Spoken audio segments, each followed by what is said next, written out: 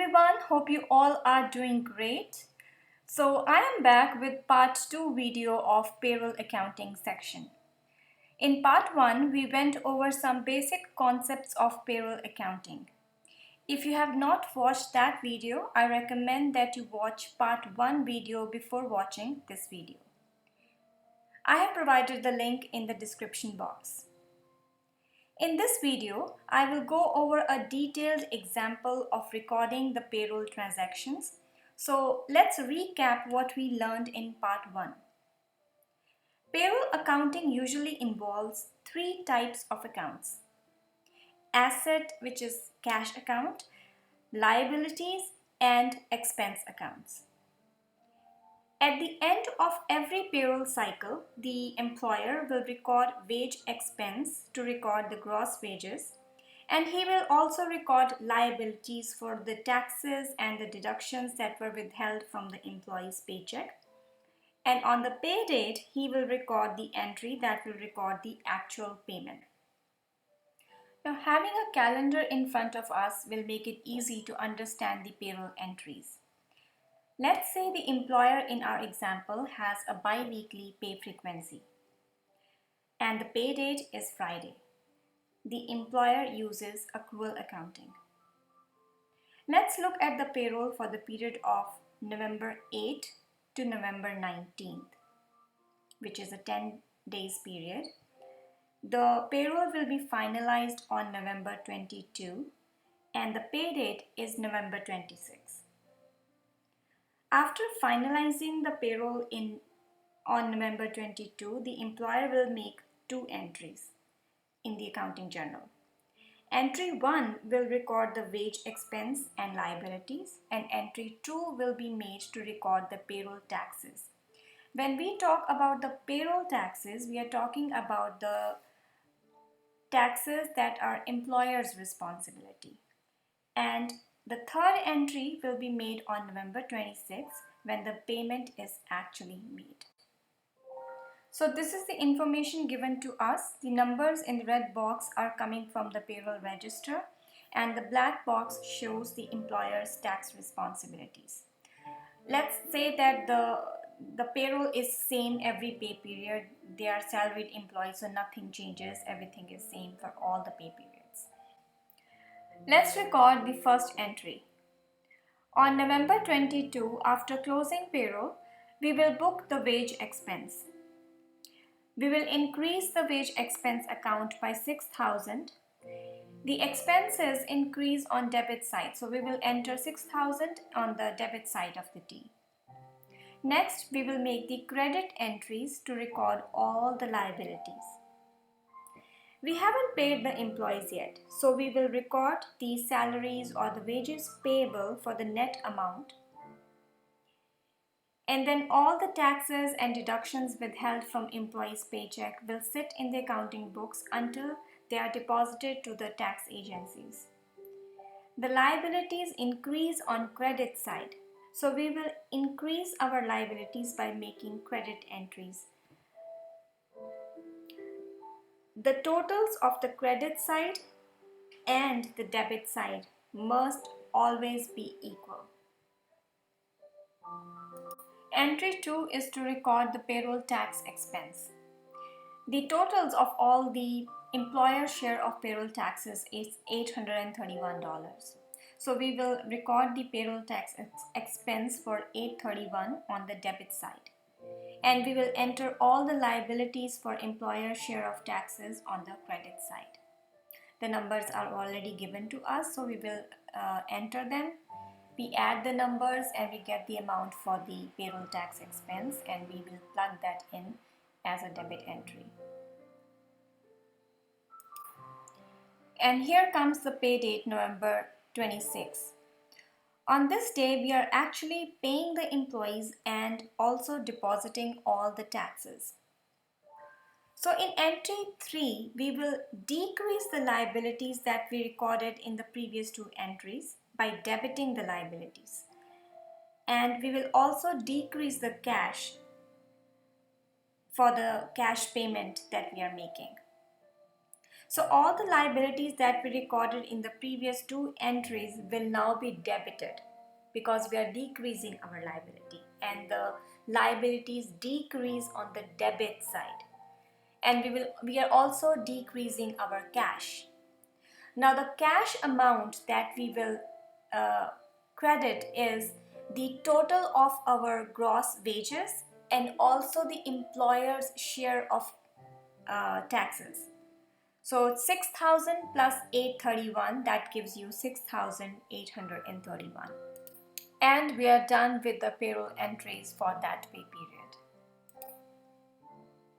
Now things get a little complicated when the payroll overlaps two accounting periods.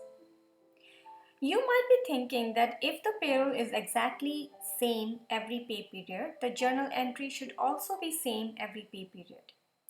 But this is where it gets a little complicated. Let's say we are doing the payroll for week ending December 3. The pay period is November 22 to December 3 or December 5, which is Sunday, so we're not counting the weekends. So the last day of the pay period is December 3 and the pay date is December 10. Let's also say that the employer closes the accounting books on the last day of every month. So what will happen on November 30th? The pay period is not complete yet. If the employer uses accrual accounting, he would have to make an adjusting entry on November 30 before closing the books. What does that mean? The payroll expense from November 22 to November 30 will be recorded in November, and from December 1 to December 3 will be recorded in December. So on November 30th, the employer has accrued the expense for 7 days and the liabilities to pay employees for 7 days of work. That expense and liability should be booked in November. So we will apportion our payroll. 70% will be booked in November for 7 days and 30% will be booked in December for 3 days. Let's see how it will be done.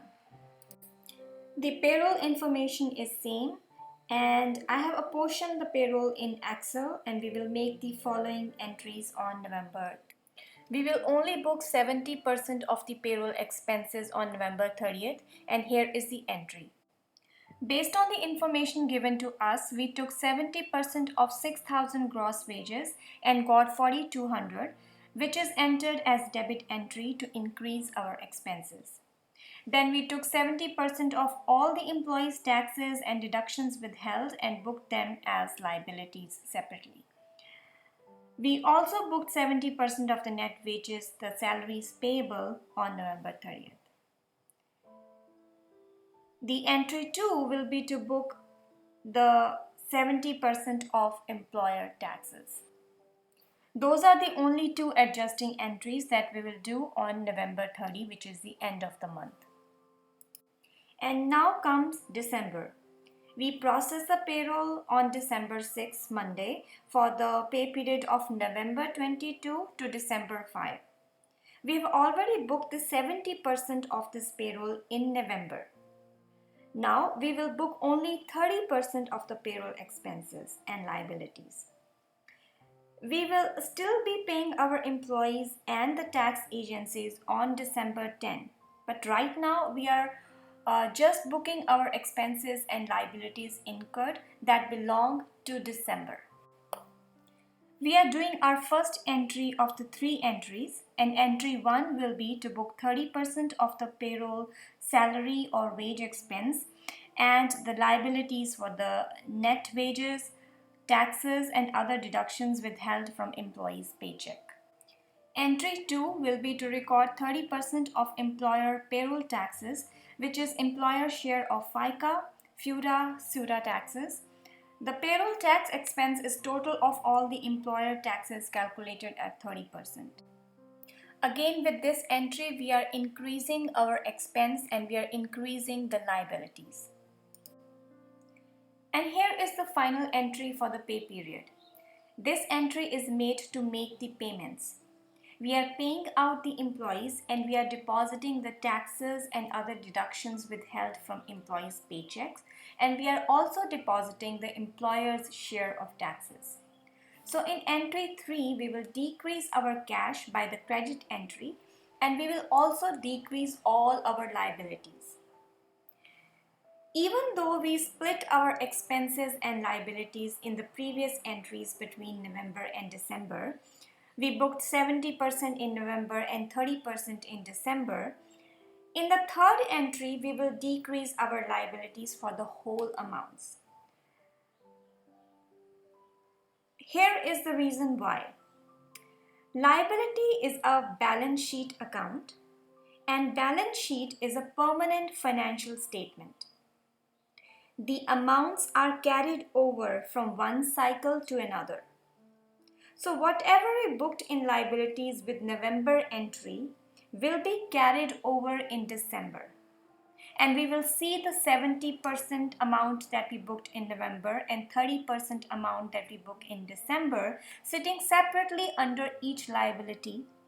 But when we are paying off 100%, then our liability should be zeroed out by the amount of 100%.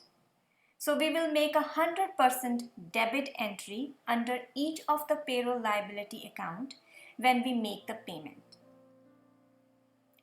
Expenses on the other side is the income statement account. Income statement accounts are temporary accounts.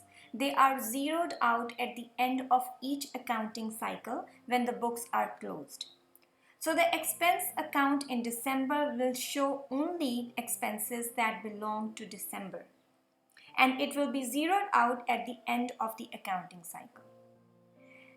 In the entry 3, we are only dealing with liability and cash. We are decreasing all our liabilities for this pay period and we are paying them with the cash. So the cash amount is the total of your gross wages plus the employer's share of taxes, 6,000 plus 831. And we are done with our payroll entries. Hope this video helps clarify the payroll accounting concepts. If you have any questions, please leave me a comment and I will see you soon with a new video. Until then, happy learning. Goodbye.